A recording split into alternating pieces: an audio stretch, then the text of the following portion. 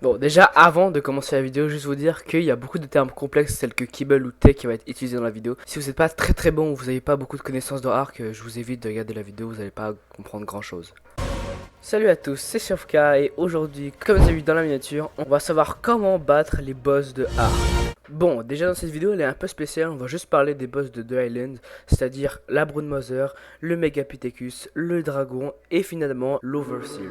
C'est des boss très compliqués à abattre, mais c'est aussi les boss qui vont amener les premières bases pour battre les autres boss dans les autres DLC. Pour commencer déjà, abonnez-vous, ça fait toujours plaisir, et aussi la première étape sera comment battre la Broodmother. Déjà non, vous n'allez pas la fight 1v1 bullfight full box no scope. Tu vas faire comme tout le monde Tristan et tu vas faire des repros. Déjà pour commencer, comment faire des repros? Il faut avoir un T-Rex de au moins niveau 150, l'avoir avec des kibbles. Pour avoir les kibbles c'est très simple. En gros vous devez faire une serre, des citrons, finir par faire du chili et encore avoir au moins une dizaine d'œufs de T-Rex pour avoir 100% de chance qu'il soit réveillé. Que ça soit assez pour le Rex de niveau de 150. Et bien sûr ça s'applique avec un homme et une femme. Du coup une vingtaine de kibbles et des Rex de base qui te fait des œufs en boucle. Bon déjà je pense qu'on va se calmer, on va un peu trop vite. La première étape c'est tamer un Rex entre niveau 50 et 1 pour permettre de faire des kibbles. C'est tout un domaine. Déjà la première chose qu'il faut faire pour faire les kibbles c'est une serre. Bon la serre je sais pas trop comment vous expliquer. Il y a 1000 vidéos comment faire une serre. En gros, c'est juste une structure avec recouvrie de verre. À l'intérieur, vous mettez des carrés de culture. Dans les carrés de culture, vous mettez du citron. Et grâce à ça, vous pourrez faire du chili. Je vous mets les ingrédients du chili. Maintenant, c'est pas très compliqué. Il y a juste le citron qui est un peu difficile à faire. Après, maintenant que vous avez les chili et les œufs, vous avez tous les éléments très difficiles à faire pour les kibbles. Du coup, il vous faudra juste combiner les éléments.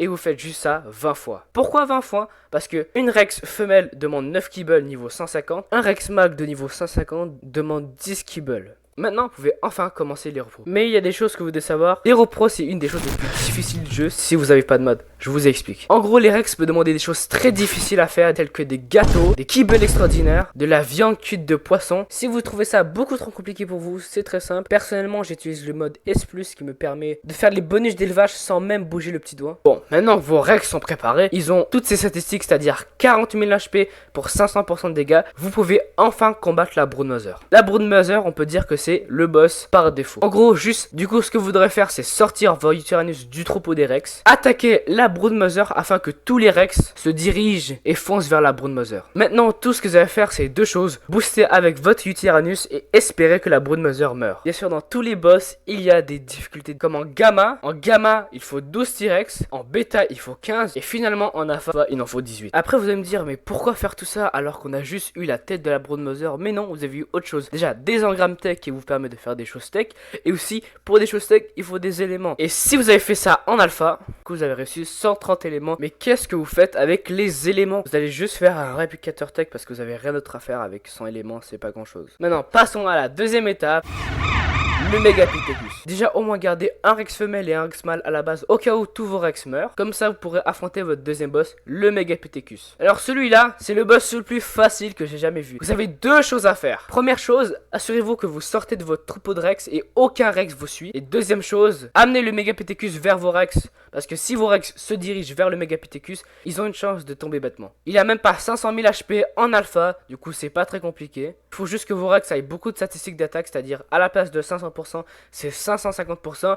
Et au niveau des HP, ça bouge pas. En parlant de chaque difficulté du Megapithecus, c'est 15 pour gamma, 17 pour bêta et 18 pour alpha.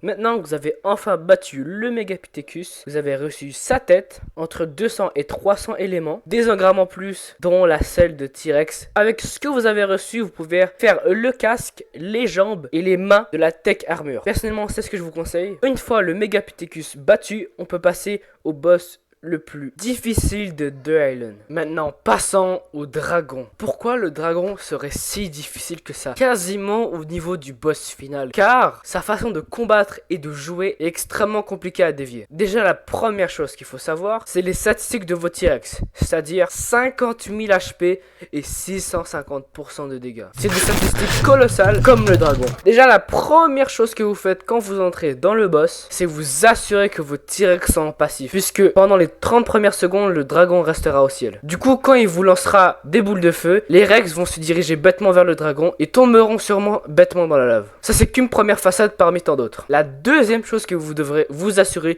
c'est que votre Uranus ait des statistiques quasiment autant que vos Rex. Pourquoi? Parce qu'il y a des Dimétrodons et des Pteranodons qui voudront casser votre armure ainsi que votre Tyrannus. Du coup, peu importe ce qui se passe, même si vous êtes au top, restez vigilant. Maintenant, la deuxième chose que vous devez être sûr, c'est booster votre Rex constamment. Certes, le dragon a autant d'HP que la Broodmother, c'est-à-dire 1 million. J'ai ma vidéo J'ai battu le dragon, partie 13, pour vous montrer à peu près c'est quoi sa difficulté. Maintenant qu'il est posé sur le sol, il va plus jamais voler pour le reste de la partie. Spammez la touche attaquer sur le dragon pour que vos Rex dirigent directement vers le dragon. Ah, aussi, je ne l'ai pas précisé, mais il faut une soupe piquante pour que vous mourrez pas de chaud, même si votre Tyrannus prend cher. Bravo, vous avez battu le dragon, le gardien le plus puissant du jeu. Maintenant, vous avez gagné la somme colossale de 530 éléments. C'est quasiment la somme que vous avez gagnée avec les deux derniers boss. Bon, je dis ça, mais c'est en alpha. Et maintenant, parlons des difficultés du dragon. En gamma, c'est 18. En bêta, c'est 18. Et en alpha, c'est 19. Et si vous trouvez ça beaucoup trop difficile, prenez des terries. Et maintenant que vous avez battu le dragon en alpha,